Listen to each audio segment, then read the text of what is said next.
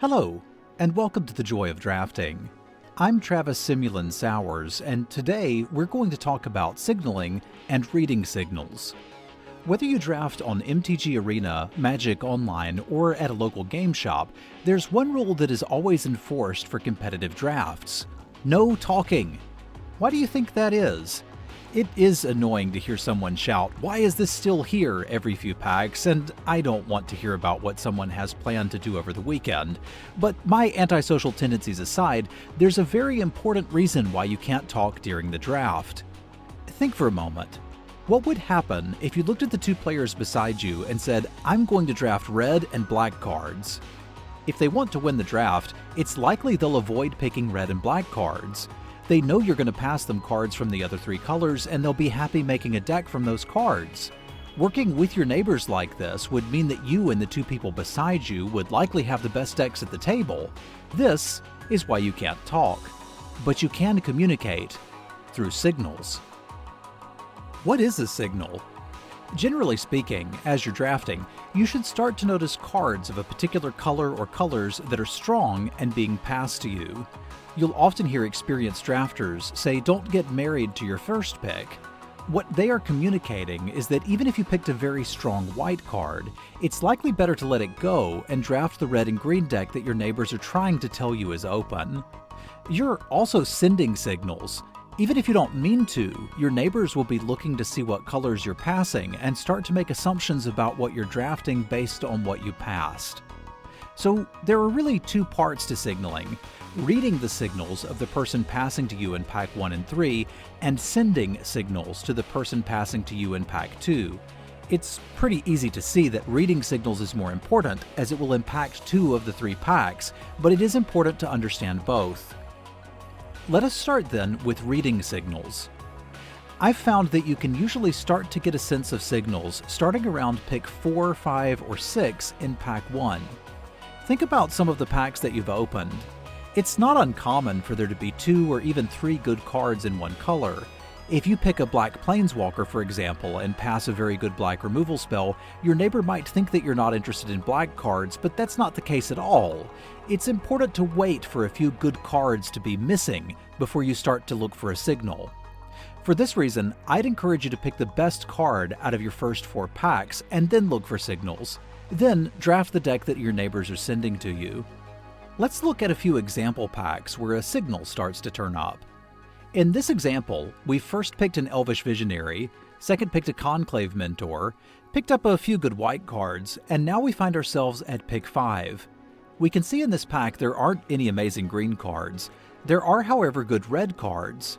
The Houndmaster would work well with the white cards we already have, and the Shock would work in any deck. We're starting to get a signal that red might be open. This doesn't mean we go crazy and decide we're red right now, but it does mean that it makes a lot of sense to grab the Houndmaster or the Shock over the Titanic Growth that we probably wouldn't even play. The question to ask yourself isn't, is the Alpine Houndmaster better than a Llanowar Visionary and a Conclave Mentor? It obviously isn't. The correct question to ask yourself is the Houndmaster and all of the red cards I'm going to get past better than my green? And I submit to you, dear listener, that the answer to that question is yes. Look at what the other players are passing you. They're trying to give you hints about what colors they're playing. Let's look at another example of reading signals. In this example, I've got good red, green, and black cards, and then a Teferi's Tutelage shows up. This is a powerful build-around card in M21. 4 people have looked at it and decided they don't want to play it. This is a signal that we can get into this deck if we want to. Again, I'm not going to go wild and force a tutelage deck from here. Let's be honest, I actually am, but I should use this as a data point as I continue to work my way through the draft, and taking the tutelage now gives me the opportunity to go into a powerful strategy. Once a few cards are missing from the packs, pay attention to the best cards that are left. Signals may not always be obvious, but you should be able to guess at least 1 or 2 colors that are not open and avoid them. Let us now consider for a moment the person we are passing to for packs 1 and 3. We have the opportunity to send them information. In fact, we're going to send them information. The question is, are we going to pay attention to it and send a good message or not? We are now starting to get into the deeper strategy of Magic drafting, and you can go deeper than what I'm going to present here. Just a reminder before we dive all the way in on sending signals, reading the signals you are being sent will almost always get you a good deck at any draft table. Sending signals, if done properly, will make that good deck better. Let's take a look at a few packs while selections are being made and pay attention to what we're passing. What kind of signals are we sending to our neighbor? In the clip you're seeing now, pay attention not only to what I take, but to what I pass.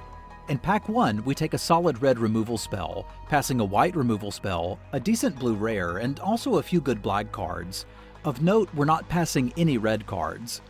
In Pack 2, we select a very good white uncommon, passing a solid black removal spell and a very good blue aura. We're also sending a pretty good green 6-drop. Someone is going to see a pack with a third pick Grasp of Darkness. In our third pack, there's some thinking to be done. We've got a white rare we can build around, a few good blue cards, green cards, and black cards. If we take the white card here, the player we passed the white removal spell to earlier will see a pack with no white cards. It's worth noting that we're not seeing any good red cards. This could mean we should get out of red, or it could mean we'll get a lot of good red in the next pack. The last pick shown in this clip is of another build-around white uncommon, a decent green creature, and some filler cards for the other colors. We take the white card and move in. We've communicated to our neighbor that we're playing white. They're not seeing any good white cards from us. They also haven't seen any red cards, so that's still open to us. It's likely that at least one player went into black for the Grasp, and the Thallid may have tossed someone else into black if they already had a good removal spell. Later in this draft, we're rewarded with a Pack 2, Pick 7 Alpine Houndmaster, and ended up with a very good red-white deck and got the 3-0. Magic gameplay is competitive. Drafting is cooperative. What I mean by that is that when you're in the drafting phase of the experience, the people sitting around the table with you are not your opponents, they're your allies or teammates. If you are able to communicate through signals and cooperate with your neighbors, you'll all walk away with good decks. This is a good idea whether you're going to be playing the games against the people you drafted with or with random other players. Doing what you can to make your deck the strongest it can be by cooperating with your neighbors gives you the best chance at winning your draft. This level of thinking about draft is what makes it so deep and so rewarding. Pay attention to what your neighbors are passing you. Pay attention to what cards you are passing. When the dust settles, if you've done a good job at reading and sending signals, you'll have one of the better decks at the table. Thank you for watching this episode and for watching Season 1 of The Joy of Drafting. In Season 2, we'll dive into even more complex drafting and gameplay decisions. When can you expect Season 2? Well, that's really up to you. If you enjoy the content, like, subscribe, leave a comment, and tell a friend. My plan is to start working on the next season when we hit 1,000 YouTube subscribers, or the inspiration strikes me. I hope you've enjoyed the series, and I'm looking forward to sharing even more draft knowledge with you in the future.